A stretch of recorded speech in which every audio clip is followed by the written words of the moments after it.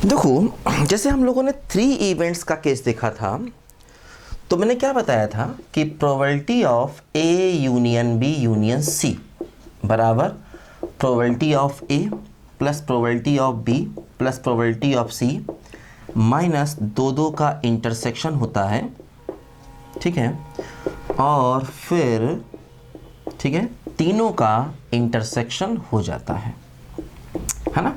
तो अभी मैंने इवेंट्स को E1 E2 E3 लिया था और यहाँ पर मैंने इवेंट्स को ABC ले लिया, कोई फ़र्क नहीं पड़ने वाला।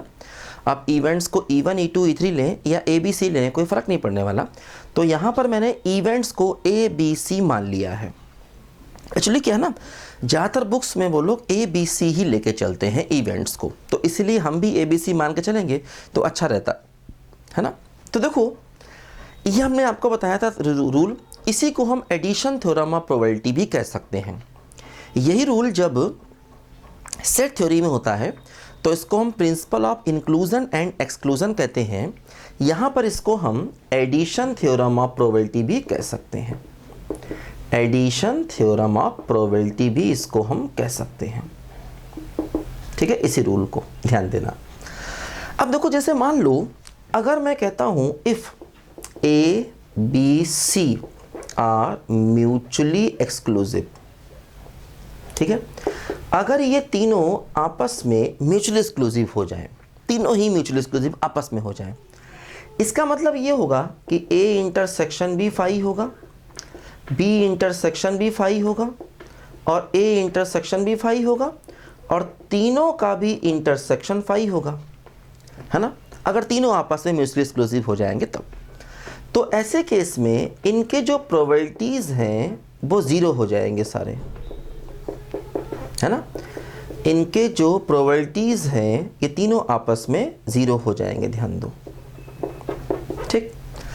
तो क्या होगा, देखो इस केस में जो हमारा रिजल्ट है वो ये बन जाएगा A union B union C बराबर P of A plus P of B plus P of C. ये सारे इंटरसेक्शन वाले ज़ीरो हो जाएंगे, ठीक है।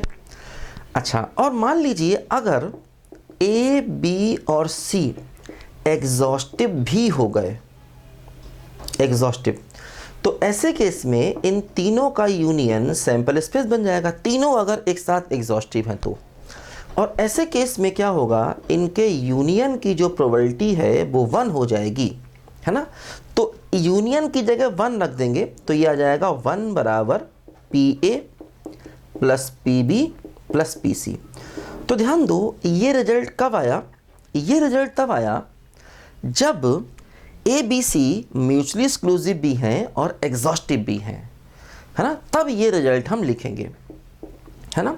ये कब है, अगर ए बी सी एग्जॉस्टिव भी हैं, ठीक है, और म्यूचुअली एक्सक्लूसिव भी हैं, तब ये रिजल्ट देखो आएगा 1 equal to P A plus P B plus P C, है ना।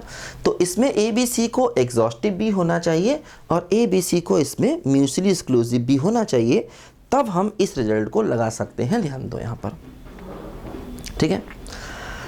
अच्छा, अब देखो, कुछ लोग इसको भी एडिशन थ्योरम ऑफ प्रोबेबिलिटी कहते हैं। कुछ लोग, कई किताबें इसको बोलती हैं एडिशन थ्योरम ऑफ प्रोबेबिलिटी और कई किताबें इसको भी एडिशन थ्योरम ऑफ प्रोबेबिलिटी बोल देती हैं, वो एक ही बात है ना। वो इसी से निकला हुआ एक स्पेशल केस है, इसलिए इसको भी हम बोल सकते हैं, ठीक है। लिखो जरा बच्चों ध्यान से इसको पहले।